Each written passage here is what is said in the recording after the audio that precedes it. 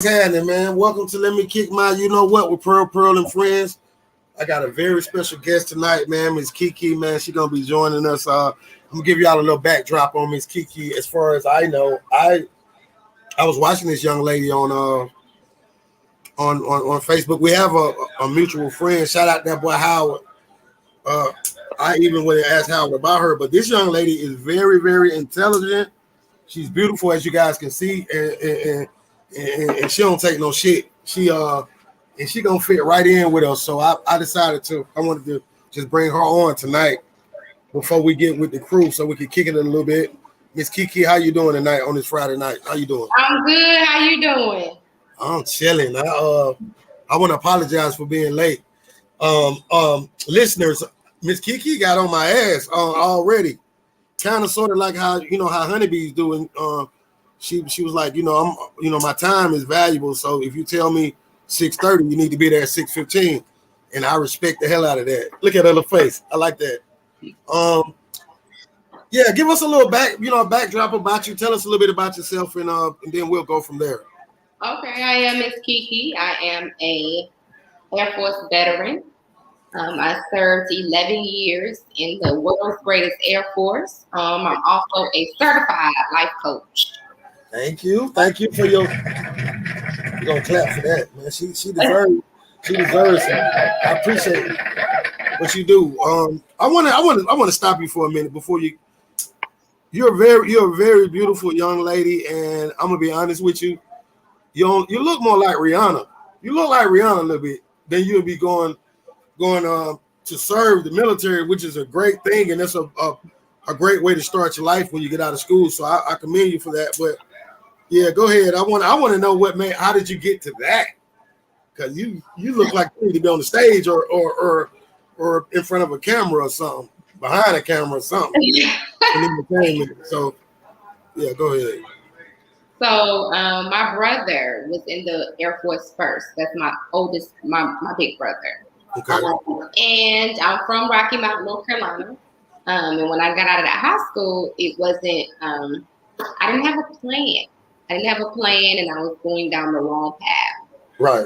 So he inspired me to go to the Air Force, and I went in a year after high school, and I loved it. I don't regret it. I needed it. What did it do for you as far as like maturity and things like that? Well, it helps you grow up fast, but a year in, I had my son. So out of the discipline from them, I had my first kid. So both helped me grow and become the woman that I am today. I would tell any young person, if you don't know what you want to do, go into the military. It is not as bad as you see on the news or what people say. Go into the Air Force. That's a great point, because I think most people have it misconstrued about the military. Like you're very beautiful. I wouldn't want you to like be on the front line with it. And you got that tiger in you though. I'm sure you. But so pretty much, do you think young ladies have to worry about like getting hurt or anything like that if they go into the military? No, but it depends on your job. So I was equivalent to a human resource manager. So I did a lot of paperwork. I wasn't the one going out there. I was the one sending you out there. Right. So it depends on your job, what you like to do. So, what could it ever get to a point to where you might have had to grab a AK and go out on the front, or would it be we're just losing so bad that you know what I'm saying? Yeah, if I have to go overseas, I'm trained in my weapon. Okay. Mm-hmm. Okay. So you know how to shoot? Yes, sir. Yeah, that's scary, and it's scary because the way your eyes look, you look like you don't play. Yeah, that. I think at the time we all look at the news and we see what's going on. I think everyone should know how to shoot. Yeah, you don't know what's going to happen. I'm a single mother. I have 2 kids I have to protect. Right. Well, yeah, you're right. You're absolutely right. But go ahead and get back to you though. I'm sorry. You'll get used to me, but I just think that's the most interesting thing. I'm actually going to ask you a lot about that because I'm just interested in knowing, but yeah, you can go ahead and finish. I was done. I just think any single mother, you need to be ready at all times. Okay. Because you just never know what's going to happen. And society is crazy. You just don't know. Right. You get anywhere. You hit the grocery store and things are happening. At the mall, things are happening. And That's you need to take right. Shit, just jump off. You're right.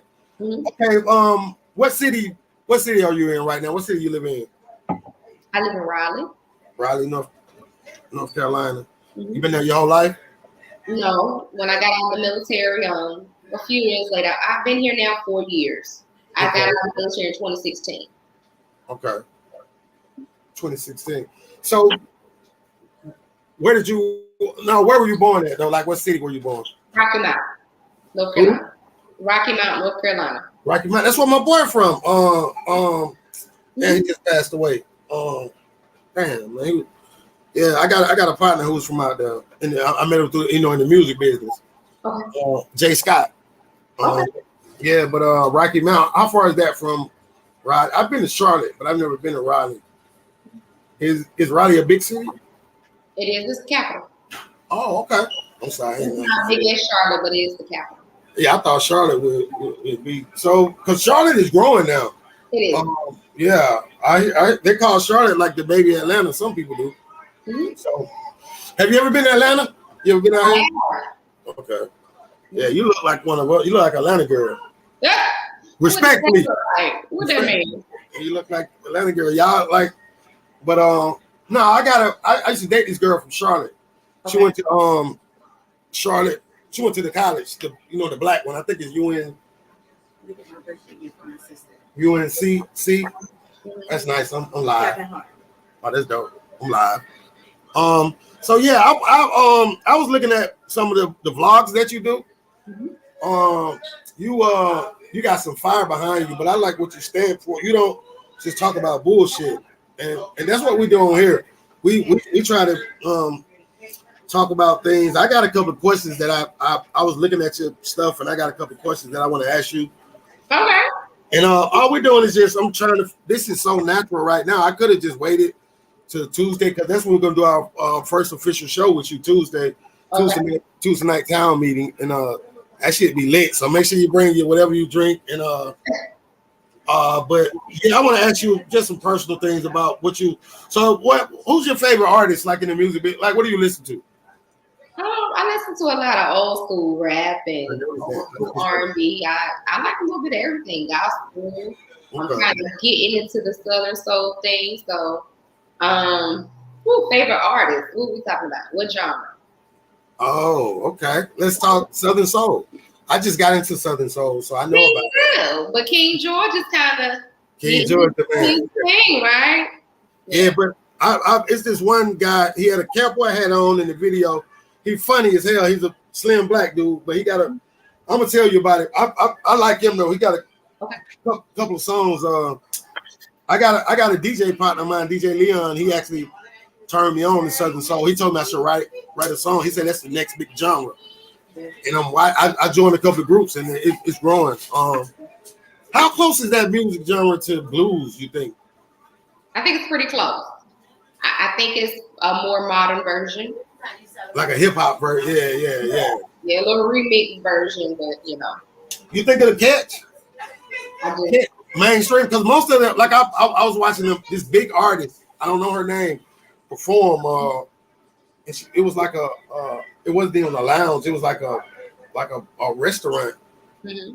But they were going crazy now. I was like, damn, like, so the venues that I see are not that like what we do, but it's yeah. So it's on the rise.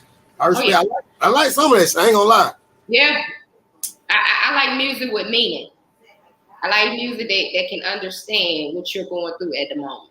Favorite male R&B singer all time. Favorite male R&B singer. Listen.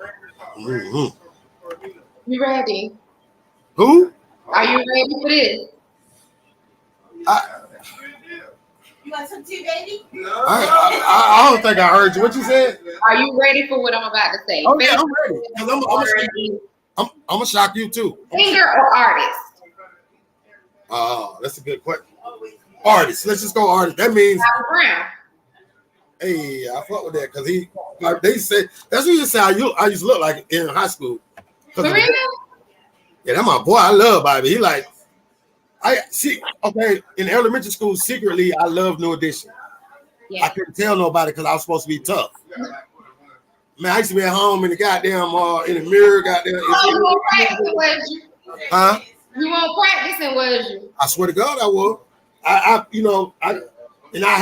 just said that I hate that I didn't tap into the lover boy thing. I had to be tough, and I hate that. I'm trying to teach these young boys like, oh, that's another story. But Prince is my favorite. Because he amazing artist. That's your favorite artist? No, he was an amazing artist. Oh yeah, he was. So I'm asking the same question on the female side. That was very good too, by the way, but I wasn't expecting that. Bobby dope. And shout out to Bobby for what he's doing with his life. God gave him a second chance. Yes. And his documentary. He has a show out now with his family, and it's an amazing. Yeah, I gotta watch it. Is it good? It's really good. Is he redeeming himself? Like he's trying. He's trying the best he can with health conditions and having a wife that's very supportive, but also his manager. It's amazing. If I had to, that's how my career has been on a smaller scale. I ain't gonna lie. And it's like, I want him to win so bad because he's been through so much. Yeah. I didn't lose two of my kids. I lost my son though, and we were very close. So I just feel so bad. I feel bad for him, but I'm happy to see him. It seems like he got little kids, right? Yes. Isn't that amazing? Yeah. He got a whole second chance. Like, so shout out to Bobby. But so who's your favorite female? Fantasia. Who? Oh, Fantasia. Love her. Love the passion she puts in her music. You can understand what she went through and going through, and I love that about her. Right. I'm gonna say, for me, it's tough. It is. Cause I like Lauryn Hill. Erykah Badu is like it's just so much about her. Oh, she's so dope. Everything about her just drives me crazy. So it would be Erykah Badu, but my favorite rap artist right now, I'll tell you right now, I like the City Girl, Carisha. Now let me tell you about her. I was fooled. All that hot girl summer shit, I was like, man, I tore their hands up that summer. Because that mentality sets us back. Man, that young lady wouldn't have got her money. I understand now she's so smart. Have you had a chance to watch her podcast yet? I did. What you think? I think she's doing amazing. As an artist, especially when it's multiple artists, you have to set yourself apart too. You know, rapping is amazing, but what else are you doing to get your income, multiple streams of income? So I think what she's doing is phenomenal. I'll be honest with you. She's transparent. Very. Like you are and like I am, and I think people like us, we can identify quick. I like the way she handled Diddy on the first one. Yes. Now she's madly in love with him. You can tell. I love it. Yeah, me too. I hope he don't play with her though. You know, because she gonna go down hard. Maybe he learned his lessons from other women.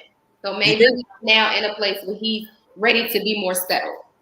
How you feel about him? Like they were at some award show. I don't know what it was, and he said something about Cassie, and he didn't mention her. I know you know about that. Okay, I'm gonna take it back. Miss KeKe, if you were in Carisha's shoes, you and Diddy dating, y'all, and you know he, from the looks of it, he crazy about that girl. It wasn't politics because he don't have to politic right now, so he can't kick that shit. Like it went. How you feel about that whole thing? Like if that was you, like. Personally, I didn't care for it, but I'm hoping they had a conversation before he said that, and she understood why that was about to happen. Because that's important. Effective communication is important.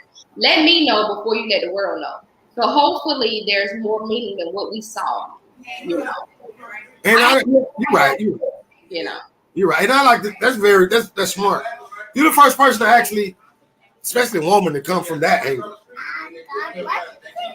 I'm sorry, I got a visitor. I'm sorry. You want to say hi to the pretty lady? Say hi to the pretty lady. Say hi. Say hi. They let my grandson come in. I'm sorry. He's so precious. This never happened before. I love kids. Yeah, you can't talk to her. You can't have every woman you see. You can't have grab her. So,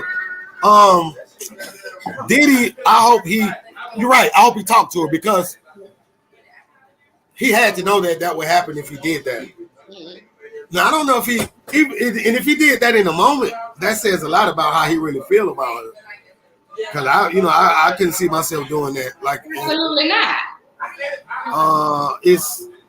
It kind of fucked me up because when I saw that interview, I was happy for him. I was like, because I know I date younger women. I'm 51 years old, and I date young, and I know when you get the right one, what they do for you. They give you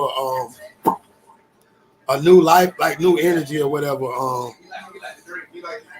I don't think I ever go through that again. When my son passed, it fucked me up. But it seemed like Diddy was like he was I'm sorry, he was like.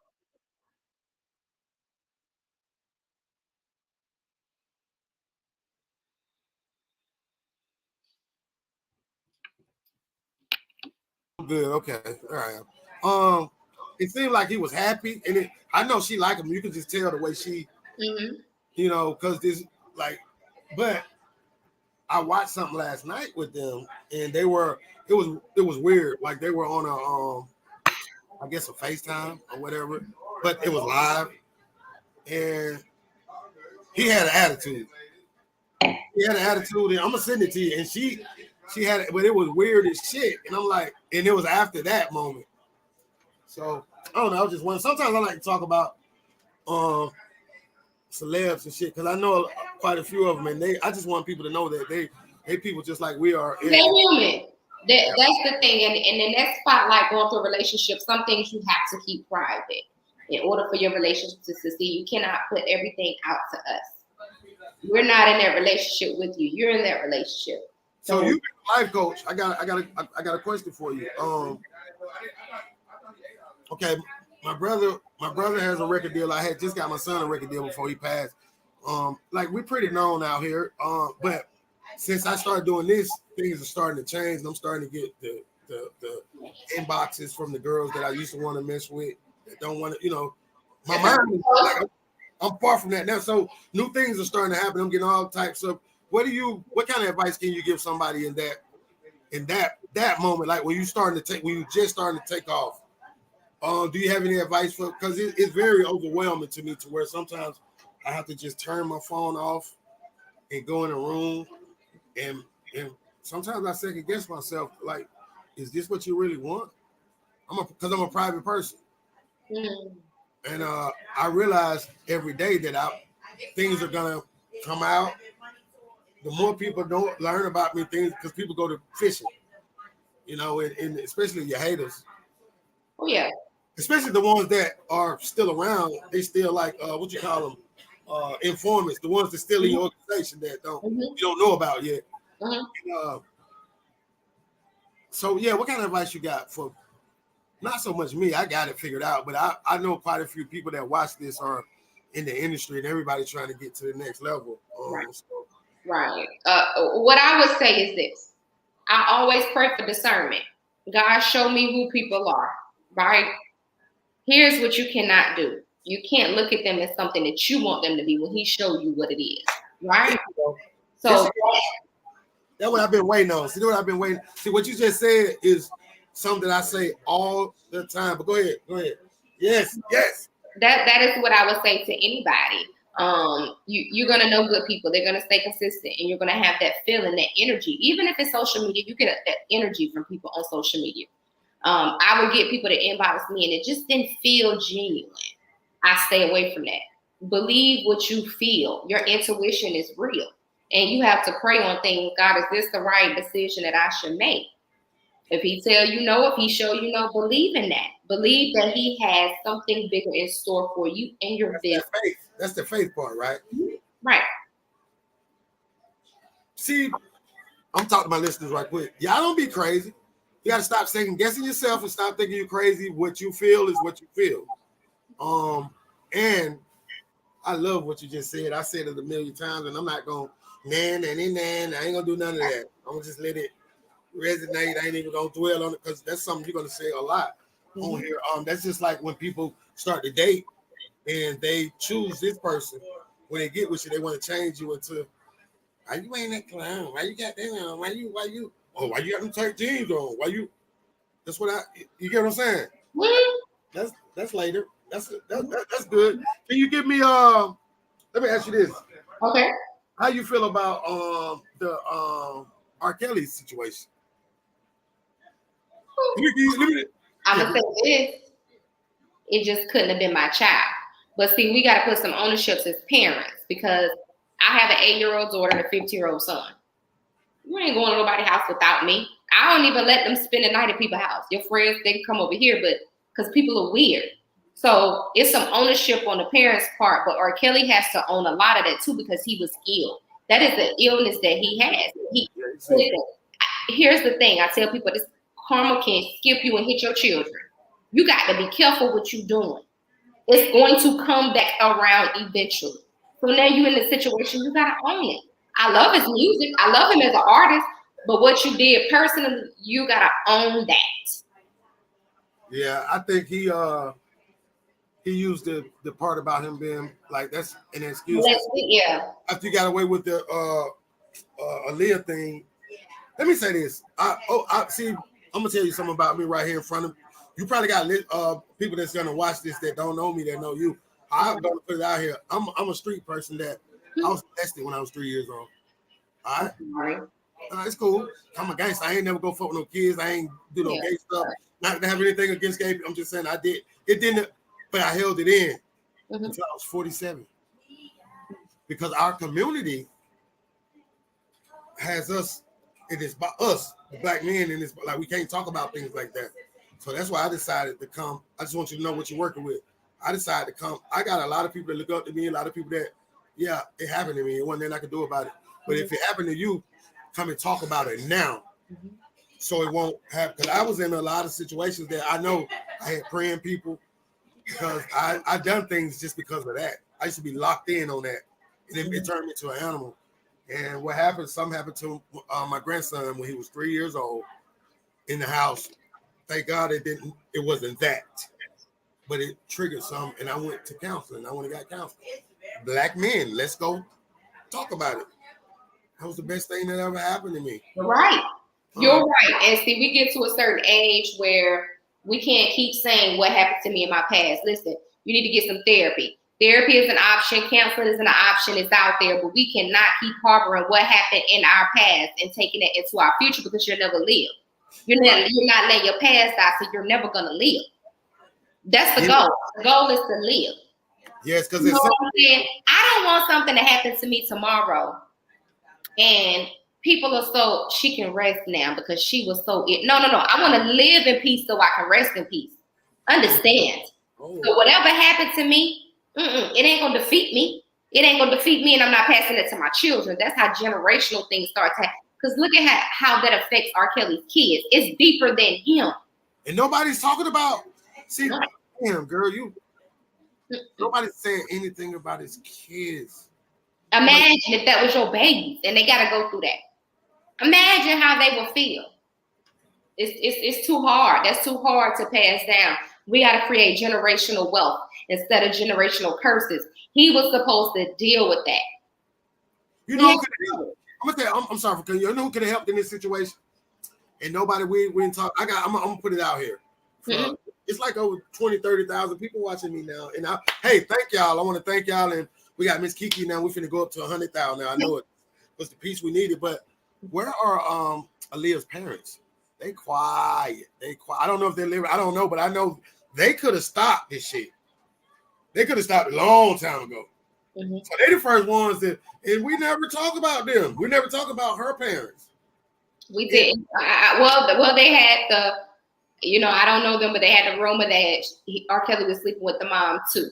Oh, I didn't know that. Yeah, that's big. So the thing is, sometimes people, the smarter thing in those situations is handle it behind the scenes. Because everything don't mean to be said. You don't see Beyonce addressing nothing. I love her. Oh my God. Sometimes you got to handle stuff behind the scenes legally to clear your name. you know. And I'm sure they're still dealing with the grief of their baby. Like, all of this is happening, and that's my child, and she's not here to defend herself either. So that's just a lot to deal with. Right. Yeah. I didn't hear anything about her mom. Yeah. See, that's I'm gonna say this about R. Kelly though. Because I know what it's like to be a man and have some power. I've never had the power that I'll never, because the man, first of all, I never had the power he had because I can't sing. I had to put the what you call that shit, the T-Pain on my shit, you know. But little auto-tune. Yeah, I had to put the auto-tune on my shit but yeah, you can sing, nigga, you can sing to a woman, that shit make a woman. I don't understand why I was talking to my kids the other day, my teenager and my grown kids, and I was like, I don't know, I was talking to somebody, and I was like, I remember when I was 14, 15, and I was having sex with girls my age. It didn't feel right. I didn't like it because it felt like they weren't ready yet. Weird to me. Like now, I didn't know that. I didn't know what I know now, so I'm just saying I can share how I felt. So I used to go. I wouldn't fuck with him. I would always go 18, 19. The old, because it just like, I mean, excuse my language, still we grown, but when she don't even have pubic hair, like none, like right.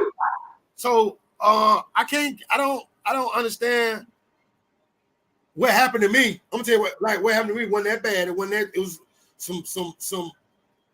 My mom left me with my stepdad's brothers, and they were some fuck niggas. Okay, that's all it is to say it. Now, I thank God it wasn't that bad, because I don't know if I could live with myself. Because I'm just saying, it's a lot, and I still deal with it to this day. We don't. First of all, when shit like that happens to a black man, especially somebody like me, I'm an alpha male, so people don't like my confidence. Why he's so confident? He got a gap in his mouth. He's 5 foot. Why he's so confident? They don't understand that I build this persona. I don't want nobody to hurt me no more. I've been this way my whole life. You understand what I'm saying? Since that, and I think that's enough to fuck a person up. So I thank God. Like I really feel like I'm different, and I think he had me to go through all this so I can help the ones that's going. I know it's some young niggas out here, 22, 23, that somebody done played with them, and they out here killing though. So what I want to do is get to them like, yo, first of all, let's deal with that, young. That ain't your fault. You ain't nothing to do with it. Because the people that did, I'm gonna tell you, the people that did this shit to me, by the time I start doing shit in the street, it was him. They were gone. God had already, because God knows. He handled it. Yeah, so I just want young fellas to know that it's okay. You ain't had nothing to do with it. I don't blame my mom about it because she was at work. She tried, you know, and back in them days it was different, but it was very taboo. Now, why was I 3 years old and I didn't tell nobody? Because that's what our community teaches us. I'm saying all this, so I don't mind throwing myself out here. Because I ain't shit nobody can tell me. I get out here and get it. Hey, I went from there and I did it for real, me. So I ain't worried about none of that. But how is it that I didn't say that when I was 3 years old? I didn't tell my girl, I didn't tell my mom. We teach our children. If the little brother slapped the shit out the big brother, after the mama whoop him, they say, now your little snitching ass, you ain't got to be the snitch. You understand what I'm saying? They didn't know tattletale. Stop telling. Some shit. I think even in the streets, we got it fucked up. We got to take that snitching word and really because a lot of our lives are being fucked up on the most dumbest shit. And it sounds stupid for us to be talking about. It's real. Niggas is dead right now about that stupid ass shit. Niggas is dead right now about that stupid ass word. I didn't tell something that happened to me. I was 3 years old because I wasn't supposed to snitch. Nigga told me. 3 years old in the projects in Atlanta, Georgia, 1973. This how long this shit been going on. And that's very common in the black households. Excuse me to cut you off. That's very, very common. It happened. You know, it was a lot of that, and you don't talk about it. It was just kind of swept under the rug. That's not healthy because you damage each other. Here, I feel so bad for men because you all were raised not to talk about a lot, not to show emotions, not to. And us as women now that want those men, we gotta reverse that. We want you to show the emotions, but you was growing up to say you don't do this because you're a man. And I really feel bad for you all. I'm gonna tell you something. That 3 months ago, Mm-hmm. 4 months ago, my son passed away. Mm-hmm. I was this close to doing I was this close. And that's not my character. That's not. But those are the ones that the lessons. And I'm not nowhere near there now. I got I just showed you my grandson. I got too much my grandson and his cousins. They need me. They want me. Yeah. And that's enough for me to. But man, it is tough for us. And I think this is like I have this lady on here named Destiny. Miss Destiny, come on. She said, "Why don't black men talk about their health to each other?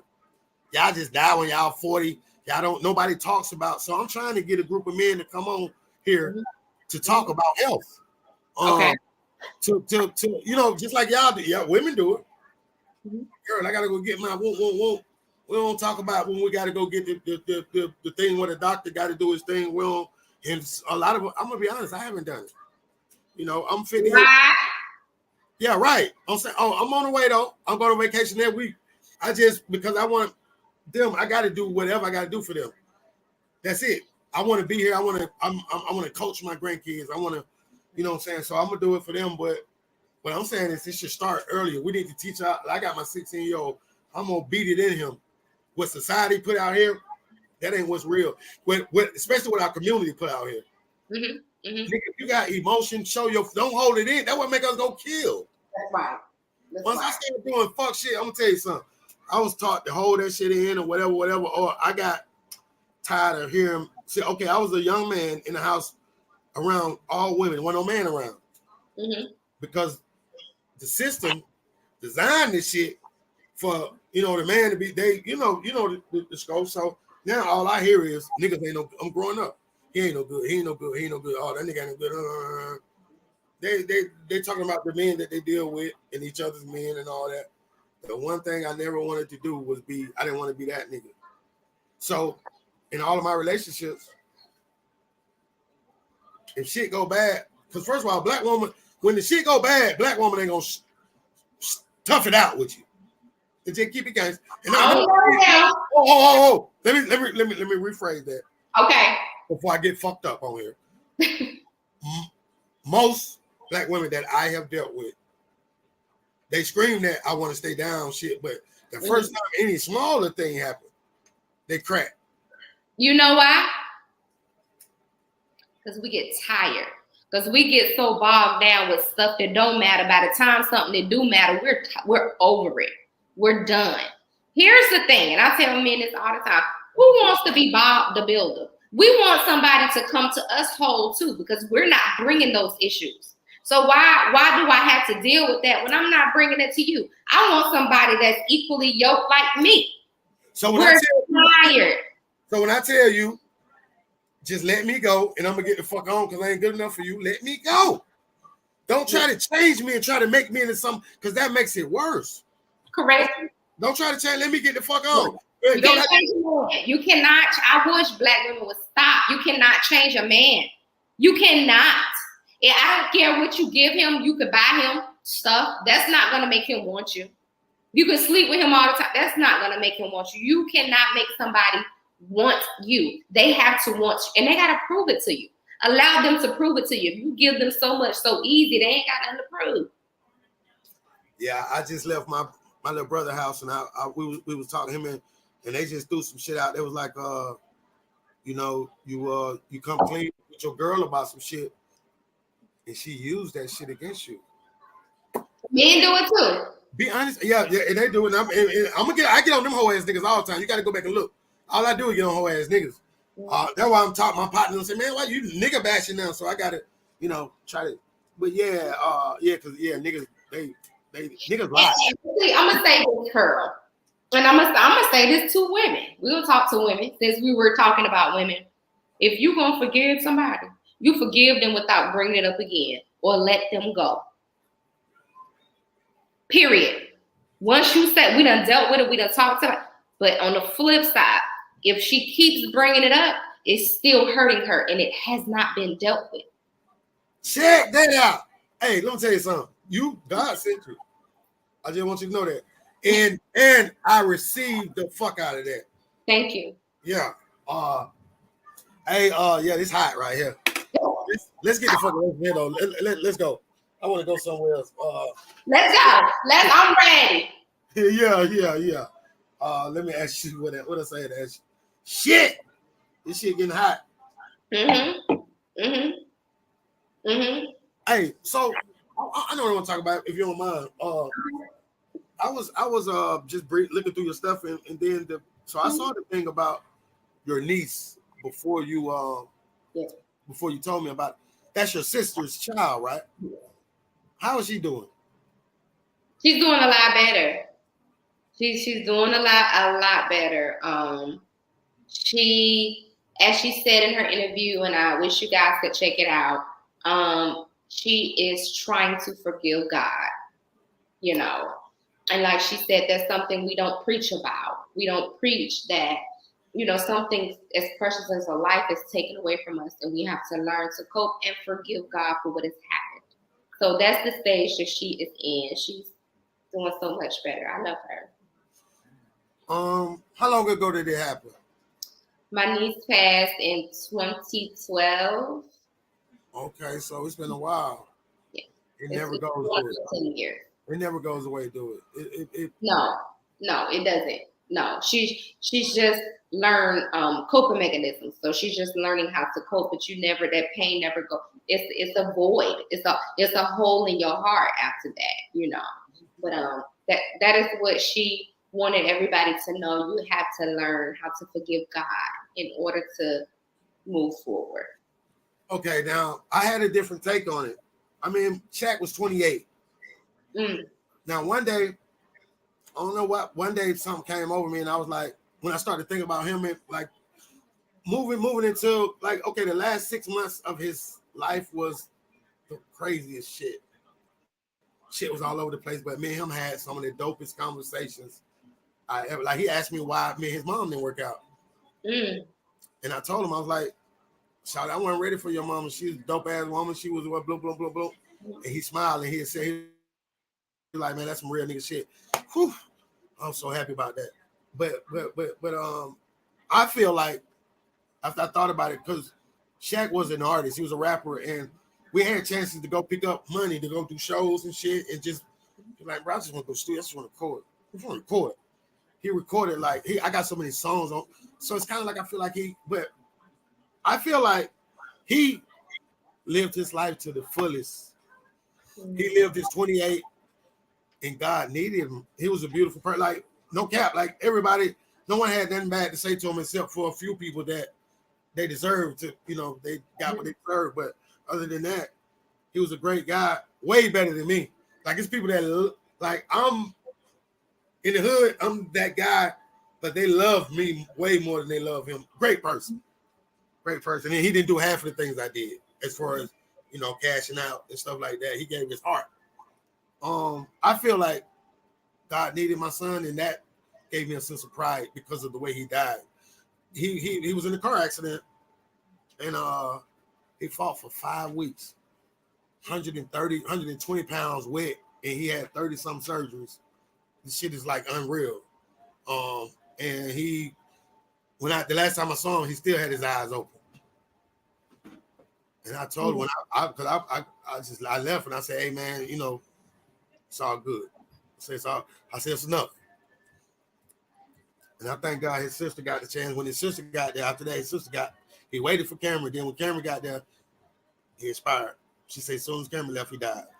He waited for, they had a situation. He waited for her. She said, hey, in the back, she here. Yeah. So I feel like that, but I can imagine a baby. It was devastating. It was extremely devastating. And my heart goes out to you as I sit here. My heart really goes out to you and your family because, you know, he was grown. You know, you were seeing him become the grandchildren. And then we hope that, you know, they get married. My heart goes out to you. And in those moments of my niece, I got to my sister within 12 hours. I was stationed in South Carolina at the time, and she was in Colorado. Okay. So I got the call at like 2 or 3 in the morning that my niece. You drove? No, I flew. I caught a flight and headed straight to her because I knew she needed me. I knew her and her kids and her husband. I knew they needed something familiar because her husband was in the military at the time. Okay. And just to feel her pain of she had to see her daughter die, and the doctors didn't save her baby. So just the negligence of the hospital and that pain, I couldn't take that away from her. Like I protect my sister and my brother. I'm the youngest of 3, but I know I can protect them. And at that time, it's nothing that I could do. No. And that is strength that you all had. I always go back to the book of Job in the Bible. Yeah, yes. When you are dealt with different life situations and it don't break you, that's a strength, honey. That's our ancestor strength. That's a strength you can't pay for. And I'm so sorry that you had to go through that. I'm sorry my sister had to go through that. But just to see how resilient you all are, and y'all keep going. You know, you keep going. Now you have a personal guardian angel. Everybody don't have that. Whew. That's why I'm here. Man, your bitch ass crying too much, home. Bitch ass, stop all that bitch ass crying, my nigga. Goddamn. That made me good. Crying is healthy. No, it's very. I'm joking right there, but every time I cry, I feel better afterwards. Yes. I recommend that shit. Actually, I've been a fuck nigga my whole life. I used to hold it in and be about to die inside. When you let that shit out, ooh, it's like almost like an orgasm already. It's a release, huh? It feels so good. Yeah, it does. So I got all good thoughts, but when I saw that, I was like, I remember I was riding in the Uber to the Shaq had a car accident. 3 years before that, me and my other son in here had a car accident. I was knocked out. I was on the phone with Shaq at the time. He went in there and told his mama, my dad has just had a wreck. I don't know if he's gonna make it. She prayed, like, God, please let Pearl make it, because my son is not gonna be able to make it without him. That's how close me and Shaq was now. So it was like if he was alive, he'll be right here, right now, trying to holler at you, trying to talk to you. I ain't lying. Yeah, but so yeah, she said she prayed. She said because she knows. So she looked at it from that standpoint. She said if one of y'all had to go, it had to be him, because you can make it without him, but he can't make it. He wouldn't have been able to make it. He would have been very violent. He would have been he's uncontrollable. I'm the only one that control him, but he's definitely the only one. Like Shaq saved so many lives when he was here. Just how cool he was. He was my son, but he was different. And one thing I want to say about him before we stop, he went to the same neighborhood where I reigned at, and people didn't even know. He went out there and made his own way, and that's what I respect about him the most. He made his own way. He didn't try to go off. They think they better than, like my 16-year-old right here. They think they better than, and that's what it should be. Right. With that being said, they shouldn't make the same mistakes that we made. Those that come before, we got to drop that shit on them. That's right. Your sister's daughter, she would have been 14 today. Am I right? She was only like 15 months when it happened.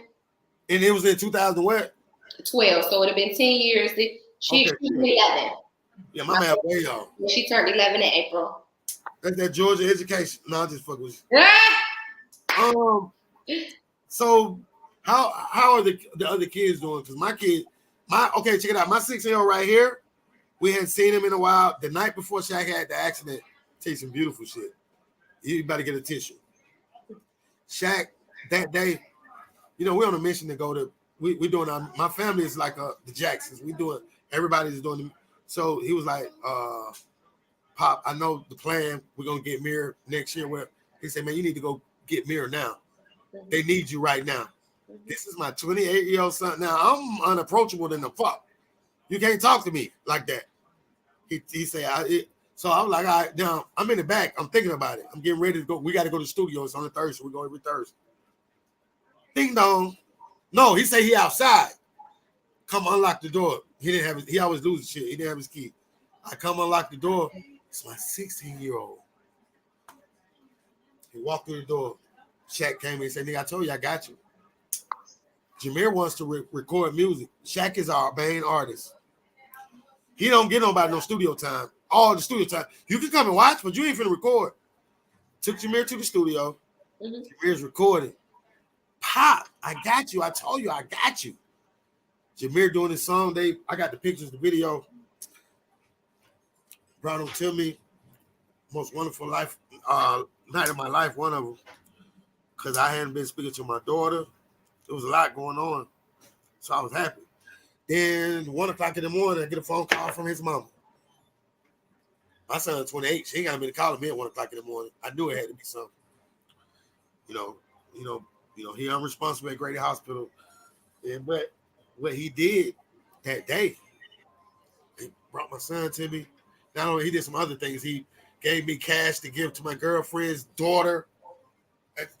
He said, "Pop, make sure you get him that little shit like that." Yeah. That shit, like, so it's almost like he knew type shit, like, because the one thing he know about me, if it was a way that I could stop it, see, I go for Aaron, one of mine. Absolutely. Yeah, he know that. Yeah. I'm talking about right now, still to this day, if I can go and he can come back, but he served his, because when I think he recorded all these songs and they ahead of his time, and he told his mama that week, "Mom, I'm gonna buy you a house. You just gonna have to get with my pops." My pops telling it's like he knew. So I was on my way to the studio. I got to get back to the store. I was on my way to the studio, and this lady, I talk to people now for some reason. God been sending me people. I don't drive though. Is the more of the story.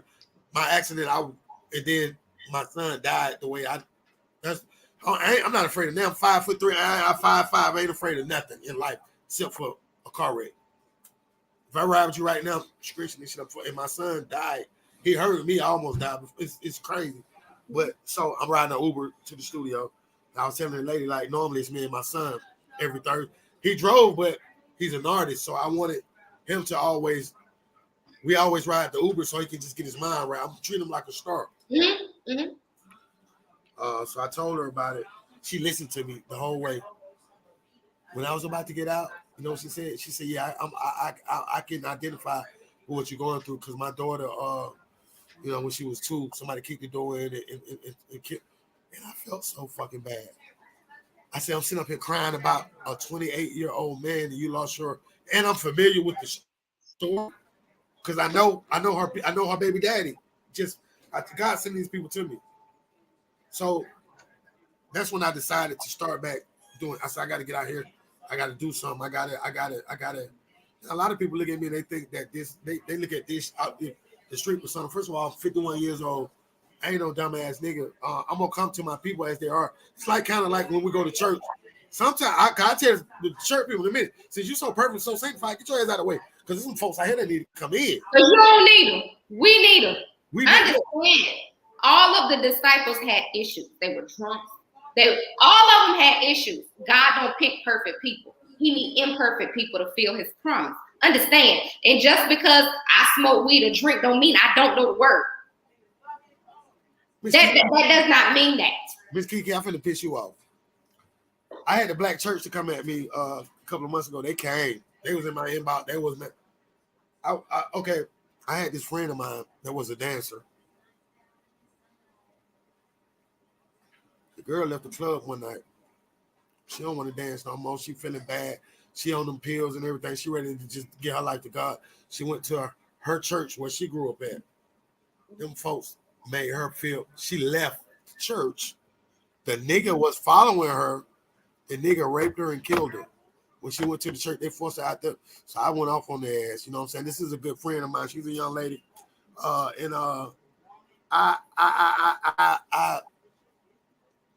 You can understand how I feel about it. Now, I'm not saying all y'all black church.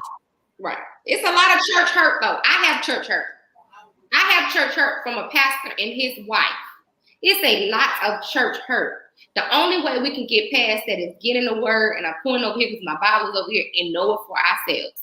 And that's why a lot of people do not, especially Just younger people, we don't want to go to church because of the hurt, how they're going to look at us, how they don't take us in. Everybody got these titles, and that can be a lot overwhelming. That's not your purpose. That was not Jesus' purpose. He didn't walk around here and flaunt his title. And that's what people don't understand. You're here to help, not hurt. Yeah, my spirit talking, and you already my sister.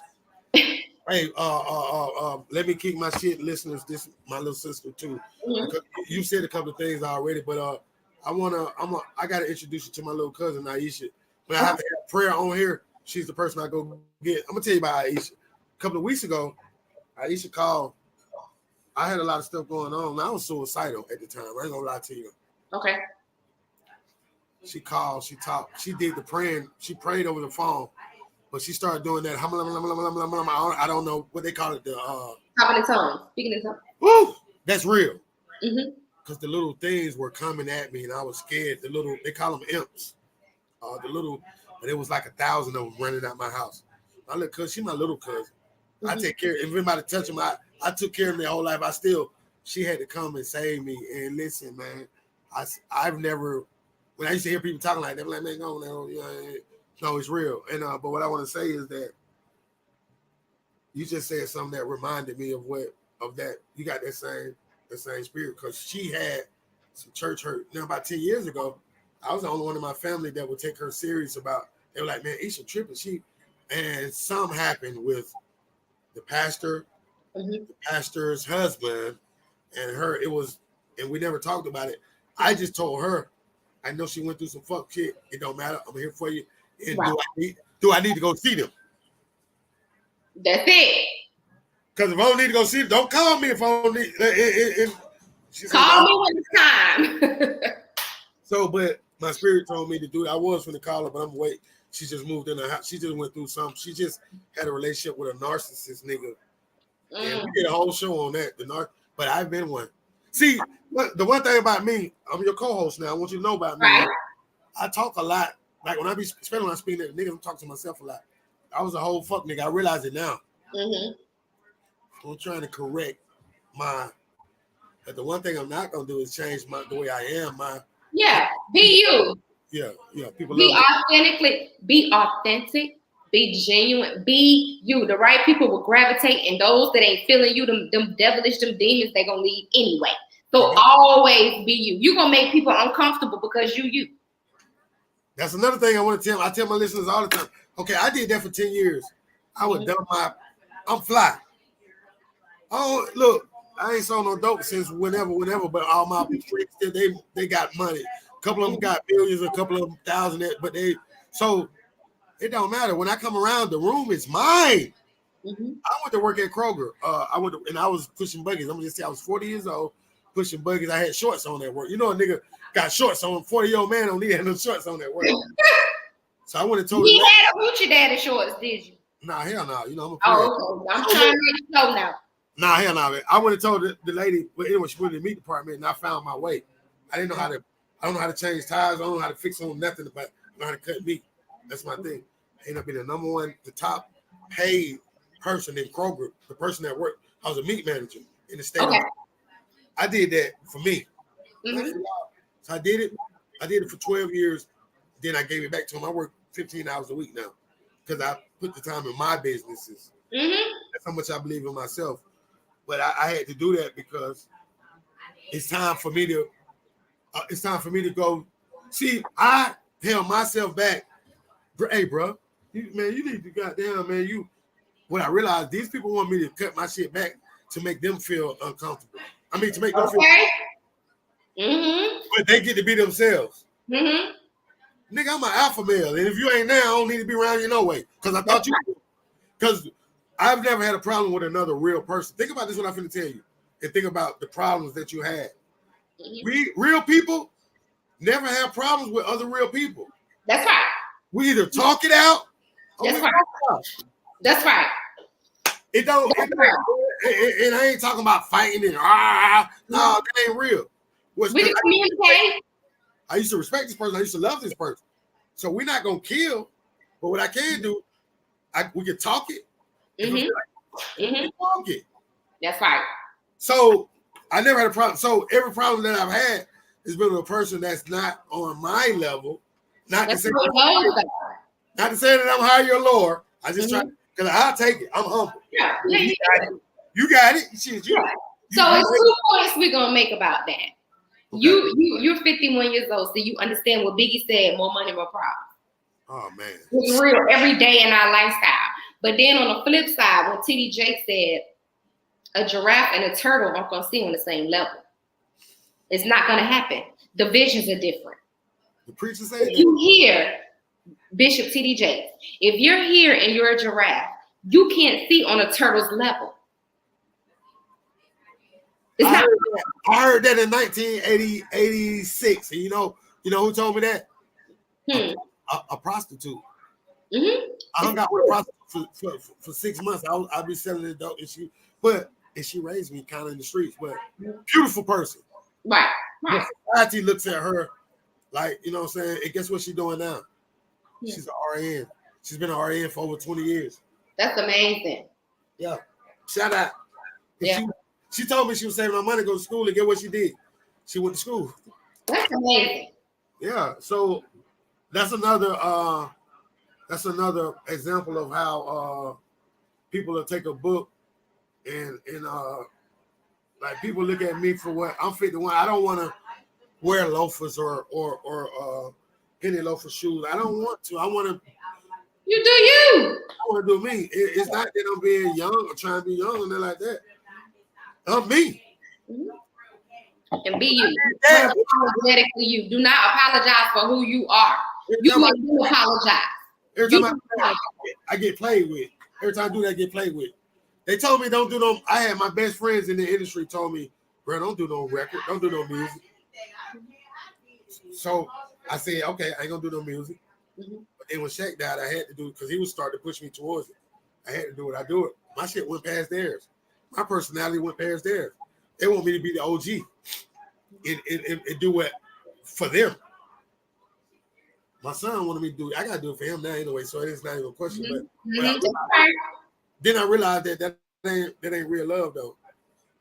I take mine out my pocket and put it on you when I should have did myself. But I'm glad the one thing I do know is that I wish I had an OG like the way I am. All they did was gave me the package. But what I realized was they're not because what they used to say, boy, you smart. You need to do because as far as the game go, all we was supposed to do was to get in and get out, get in and go. You know, it wasn't supposed to be no thing where it's just life, nigga. You wake up in the morning, I'm a dope boy. No, we was always running. That's why they call it hustle. Well, they don't hustle no more. Niggas sit around and shit in their pockets. They, oh yeah, what's up, bro? All they don't. No, it was always we were running. I was running for some shit that I really didn't understand. I understand now, but it's hustle. Get it and go. Niggas think they're gonna live and die like that. And that's why when I tell niggas I'm 50, 51, they be like, damn, nigga, you 50. Or what I was supposed to die when I was 30. It's level, it's your levels. So when you don't belong in the rabbit field, I ain't talking about rabbits, I'm talking about rabbit, like R-A-B-I, rabbit, like skunks and fucking When you don't belong there, you got to get out of there as soon as possible. Where I'm gonna tell you something about me. People that play golf, they got $5 million homes and shit like that. They love me. But the people in my community, I got niggas that call me lame. Some of the dope boys call me lame. But they don't know that I laid the brick. If it wasn't for me, niggas like me, you wouldn't be getting the little money that you get now. Y'all ain't. If I was out here, if I was their age right now, I'd go get a job because I learned I can make more money on my job, and I love it. I love it. I used to go. I'm telling you how stupid I am. I used to get my paycheck, and I go to the hood every weekend. I mean, y'all broke ass niggas. I just did this on the job. It's not the same. It's not. They don't want to listen to. I don't tell them to try to. I be really trying to help them. I'm at where the ones that want to be helped, we're gonna go, and the ones that not, I don't. Because they save everybody, and that's the thing. I was telling somebody that a few weeks ago. The OGs aren't OGs anymore that I remember growing up.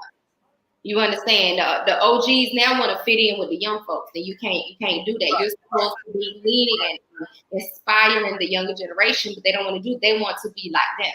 So always set yourself apart, and you don't conform to them. You don't ever conform to them. They don't want to understand that. That's just not. You outgrow situations and places.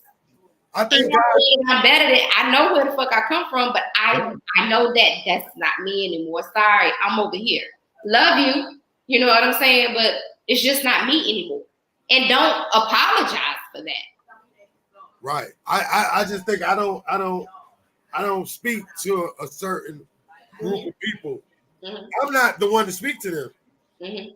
Bro, don't get mad at me because I ain't supposed to speak to you. Because you see me speaking to these people. You know what I'm saying? So I feel like because I've done myself down a lot to try to be humble. The part of what they say, you gotta be humble, you gotta be. I've given people chances that don't deserve, they're not on my level. Mm-hmm. No, in no way. My friends, they wouldn't fuck with people that I fuck with. They be like, Fred, what the fuck? Mm-hmm. I always like to give people a chance and stuff like that. Every time I've done that, I've got burned. But I'm not gonna stop because I do have people that I'm gonna tell you a positive story. Okay. My nephew had a murder charge, right? Mm-hmm. He was facing a murder. My son was out here. They were planning to do music together. Mm-hmm. My son told my brother. Last thing my son told my brother was, "Shout out DJ Leon." He told him Trey he gonna beat this murder charge. He gonna come home. My nephew came home. I gave him the formula. What I give all my young niggas, the same formula. Mm-hmm, mm-hmm. Trey put out 2 albums. He's put out 2 albums. This nigga's been out here 10 years. Mm-hmm. I put their music out. They don't do it. Trey came and he didn't even call me and tell me, man, do you know how good that made me feel? Mm-hmm. And when I called him and told him, he was just smiling like, yeah, Mm-hmm. Those are the people that I need to talk to. That's right. That's right.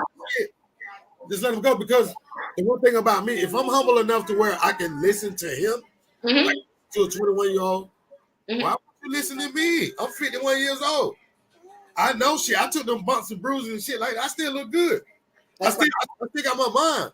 I still respect it. Mm-hmm. I'm respected by people that y'all respect. That's right. Y'all respect me. Y'all respect the motherfuckers that respect me. That's right. That shit is dumb. So but that's how the younger people are. They respect the what they see. They respect the lifestyle. They respect the I got to see your wallet and what you got on to respect you. They don't understand it. It's deeper than that. And that's something they got to learn the hard way. It's not real. It's not. It's not real. Not. Social media has messed people up.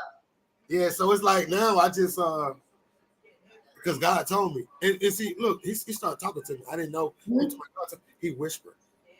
Mm-hmm. Mm-hmm. So, mm-hmm. So mm-hmm. I know it's real. Now, don't worry about you. People think I'm selfish. I've never worried about me, shouted. Never. I always know I'd be about to have a heart attack. He told me to do it. And so I still fight it. Mm-hmm. I fall on my face and I get up and he say, you don't listen to me sooner or later. It's okay for you to do you. So now I feel guilty when but I can't though. I can't because they need me. So it's once he speak to you for real, mm-hmm. move. I think because he used to send the signs. That's right. Yeah, but he said this nigga just ain't gonna get it. No, it's your turn. That's right. Yeah, I'm 51 years old. I should have got it 20 years ago. But I put when it's your time. We got to learn, and sometimes it take a few times for us to really get it. And I think that's what we try to teach our children. Learn from my mistakes. You don't have to go through what I went through. I've been there, done it for both of us, for all of us. Why do they feel like they have to though? Oh, they know more than us. They know more than we know. They done seen it all and we ain't seen nothing. I needed somebody to tell me, and I had nobody there. I wanted that shit. And so I don't, but you know what? But you know it's crazy because I tell my children all the time, you're growing up with a role model. Your first role model is your mommy. And we grew up with people that we knew we didn't want to be like. So they can grow up with people they want to be like, but we grew up with people we were like, oh, I know I don't want to be like you. Right. Yeah. Right. Yeah. So, I don't know, Miss KeKe. I do know this. I think I know you fit in with us. Thank you. I want you to get it when you get a chance to just go check us out. It's Okay. now we do sometimes I get on here, man, and I don't come to my I'm speaking to the people that need it. Like, man, once upon a time I needed somebody like me. Mm-hmm. It's okay. It's okay. It's okay. I went to work and I thought I was supposed to wear Dockers because I'm a certain age. You know, you got to do. Nah, man, I ain't doing none of that shit. I want to be me. Right. To the day I die. And sometimes I do, but I don't think it's. I think we should identify who we are, tap into that shit, That's right. and figure out how you can.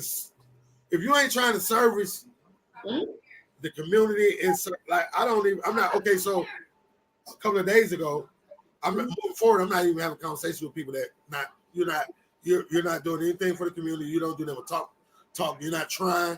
You don't want to because I've opened this platform up for people niggas. Y'all complain about this and that. Shit, come on podcast. Come on podcast. People think they're too cool. Women think they're too pretty. We're not too pretty. Look at her. Y'all just lame. Look, my grandson did that. I'm sorry. Yeah. Okay, go there and press him up. No, give her a hand. We're gonna give me KeKe a hand, so we're gonna give her a clap. Give her a clap, bro. She did real good. You done you've done this before, right? Done what? A podcast. Before. I've done interviews when I had my clothing line. Oh, you got clothing line? I had, yes, when I was in South Carolina, I had my own clothing line. Oh, you used to live in South Carolina? What city? I lived in Columbia. I was stationed there. I was in the military, like I told you, so I did most of my time there. So how long were you in the military? 11 years. 11 years? What was your job? I was personnel, so I was equivalent to a human resource manager. That's some boss shit, ain't it? You was a boss. You was giving people jobs. Yeah. I did what I was supposed to do. I like that. Okay, y'all. Y'all see this shit. I like that. That's this little dude's trip. That's the right thing to say. I want to ask you about your sister. Is she part of a group? Like a group that no, she's not a part of a group, but she is starting her nonprofit for my niece. Okay, that's good. I'm gonna start a group with parents griefing, and I'm definitely gonna reach out to you and her. I'm so that's so sad, but she's strong. I love the conversation you guys had, and I can see the connection. Do you think this made y'all closer, or y'all just was already? Yeah, we was already. Me and my sister, my brother were close. Okay. Yeah. Okay. That's rare. That's rare. All right. I had sent you a message earlier. I didn't send it to you. I sent it to one of my other partners, one of my other friends. Y'all kind of favorite. How long does it take to get here from here to there? From here to where? I'm in Atlanta. It took me about 5.5 hours, 5.5 to 6 hours. Yeah, drive. How long it take flying? About 45 minutes. Yeah, roughly. All right. Because we're doing in a couple of months. We're gonna do some live shows at like a club and stuff. And you don't want to come, but I'm coming out there anyway because High Point. I think it's where you're from. They buy my music. Like they like the third. Is it High Point? Is it high? Well, no, not High Point. Right now. Yeah, where you from? And they buy, and I know that's because of Howard. But shout out to Howard. They buy my music and they fucking with my videos. So I fuck with them. I go out there and fuck with them. So we'll come out there and do a podcast. I'm gonna bring you out here, but I'm gonna go ahead and end this one. I'm gonna hit you up when we done. So we get. But hey, y'all can look for Miss KeKe Tuesday. Goddamn, if this was an interview, she passed it, and I'm gonna introduce you to honeybees like Sunday. No, hey, can you do it Sunday? What time? At night. Like 9. I could do 9 o'clock. All right, we're gonna do we do Sucker Free Sunday. Okay. Now, Sucker Free Sunday is our most ratchet night. We ratchet. So we're gonna have some fun. But I appreciate you, and I really hope you take a look at this and you come aboard. I think you're the final piece to us into the next level. Like, our show is gonna be better than a lot of established shows. I promise you. And God told me so. I mean, you can't go against him. Mm-hmm. You one more hand, man. Y'all give me KeKe a hand. Oh, thank you. Thank you all. You kick my shit. And also we do nights where it'll be Miss KeKe night where you'll take it and you'll take the whole and you'll do your own thing. And if you want us to come, you'll call us to come support you. But it's a family over here. And welcome to the family. I got to call the rest of them. Tell them I'm gonna send it to them. I'm gonna send this to you. And is this okay for me to? You feel good about this? I'm okay with it. I'm gonna throw this shit up right now. I'll see you later. Thank you so much. Tell grandbaby bye. Hey, yo, but you want to give everybody your social media? I forgot. Yes, I'm Chiquita Young. Chiquita like the banana, and last name is YOUNG on Facebook. On IG, I am Miss KeKe Young. So MS KeKe YOUNG, all one word on Instagram. And y'all can find her on the official Let Me Kick My Shit page. And y'all know I'm gonna be reposting. Y'all know how I do. Promotion about to come up. It's all good. Hey, I hit you in a minute. All right. Thank you.